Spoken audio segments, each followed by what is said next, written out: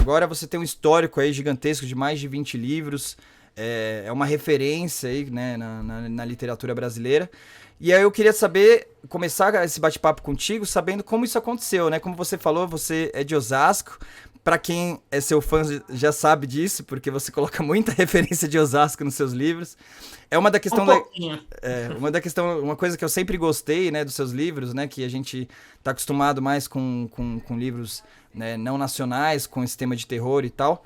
E eu sou um fã também de Annie Rice, né? Então você pegava muito lá falando de New Orleans, de Nova Orleans, etc. E a gente sempre achava legal essas referências, mas a gente não conhecia.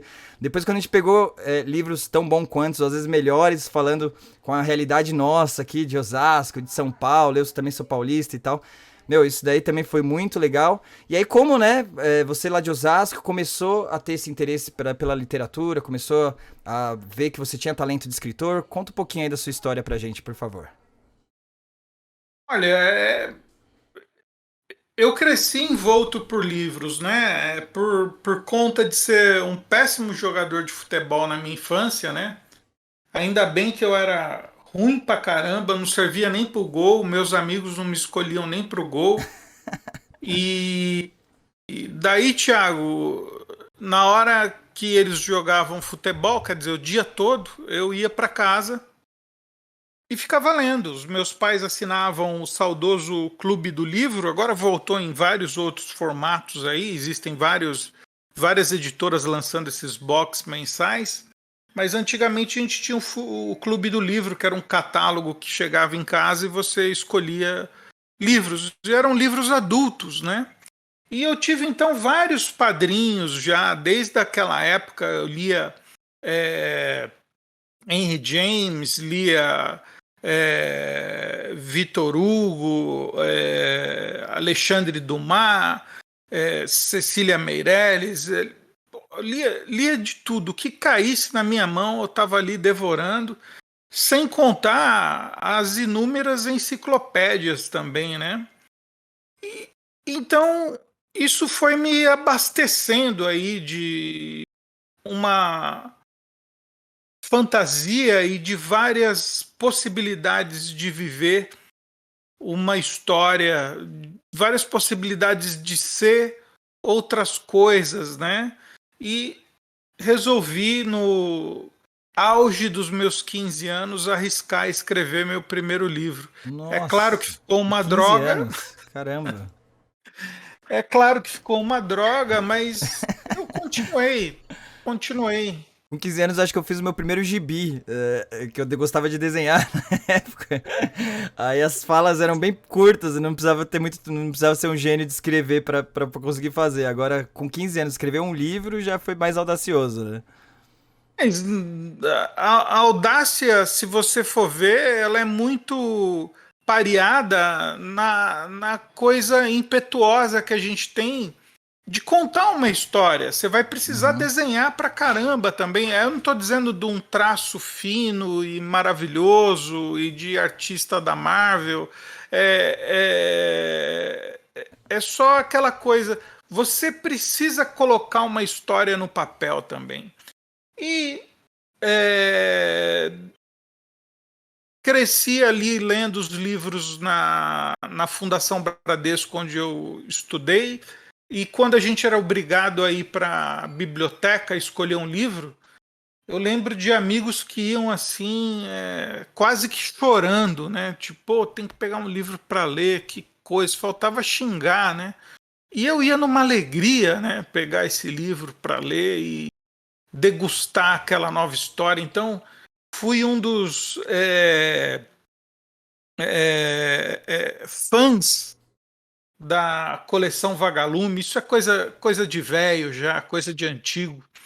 E lia Escaravelho do Diabo, Cabra das Rocas, Éramos Seis, Um Cadáver Ouve Rádio. Quer dizer, eu lia muita coisa, muita coisa. Desde cedo já tinha essa paixão aí pela leitura, né? Tinha essa paixão. E mais tarde escrevi algo que eu considerei meu primeiro romance. Mandei para a editora Ática no sonho. Vai sair na coleção Vagalume. Eu devia ter uns 17, 18 Ai, anos. que legal. Foi minha primeira cartinha de não, né? E o escritor vai colecionar muitos nãos enquanto se forja, né? Precisa escrever, escrever bastante. Eu não tenho a menor dúvida. Meu primeiro emprego aos 14 anos foi entregador de pizza. Olha E só. naquele tempo, aos 14 anos, entregador de pizza não era mole, não, era a pé, né? Você carregava aquela caixa de isopor lá a pé, não tinha essa Nossa. coisa de moto. Moto foi uma evolução na carreira. E era só pro bairro ali, né? Não era tão longe assim que nem Só no hoje em dia e bairro, tal. exatamente, aquela coisa bem quarteirões e Uhum. tal. Daí saltei para um trabalho na Jovem Pan como redator, estava no sangue escrever. E depois, para sustentar a família, quando comecei minha família muito novo ainda, trabalhei numa empresa de cartões de crédito, né, de atendente da madrugada, tal. O E famoso ali telemarketing, né? comecei. Oi? O famoso telemarketing tradicional aí que muita gente Famoso trabalha. telemarketing receptivo, né? A pessoa Uhum. ligava para puto da vida porque o cartão não passou, isso, aquilo. A gente ia tentar ali resolver o que estava acontecendo. E, e aí eu imaginava histórias e escrevia todos os dias. E mandei os 7, né? Eu escrevi primeiro O Senhor da Chuva. Vamos arrumar aí a cronologia. Ah, O é? O Senhor da primeiro Chuva foi livro que eu antes? escrevi Caramba, eu li foi O bem Senhor da Chuva. depois. Sim, O Senhor da Chuva. Pega aqui, ó. É, eu tenho ele também aqui. Primeira capinha dele aqui, O Senhor da Chuva, É diferente da minha. original. É, E nenhuma editora quis. Aí você colocava assim, em espirais, né?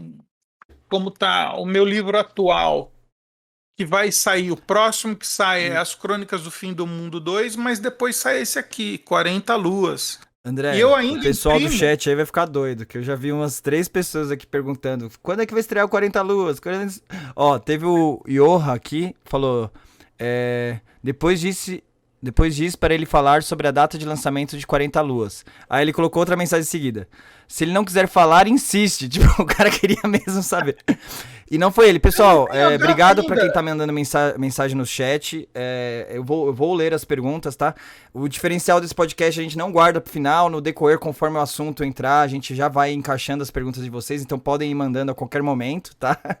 Mas aí seguindo uma lógica ali do papo, tá? Mas podem mandar. Obrigado, Cibele. Obrigado, Literatura Online. Depois eu leio com calma aí as perguntas de vocês. Mas aproveitando, né? Já que como você citou o assunto e o pessoal tá ansioso por essa informação, qual que é a previsão aí do Sim. lançamento do 40 Não, Luas? não.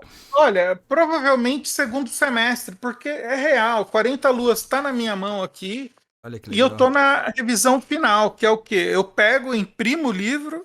Uhum. E aí, com esses garranchos aqui, eu faço notas, coisinhas que eu tiro, coisinhas que saem do livro, coisas que entram, coisas que me chamam a atenção. Olha só, isso é revisão real, Olha que real. legal. E aí, quando eu terminar, O faltam bruto da obra. esse é o bruto, faltam Uhum. 40 páginas. E a revisão, cara, Tiago, a revisão é a parte mais gostosa da construção do livro. Pensa numa casa. Quando você escreve a primeira versão do livro, é igual você levantar uma casa e ela está no chapisco, está sem piso, mal tem janela. Quando você está fazendo a revisão, você já colocou o piso, já escolheu se a escada é de madeira ou mármore, você já viu por onde está entrando luz nessa casa, você já escolheu as janelas, a qualidade, o tipo, você está colocando os móveis, você está ajeitando tapetes, você está fazendo a parte mais ornamentada da casa. E é uma coisa deliciosa a revisão. É um Legal. ponto onde não se deve deixar Fazer com pressa, assim. relegar, diminuir. A revisão precisa ser feita com muito carinho, com muito amor. porque é ali que se forma o livro.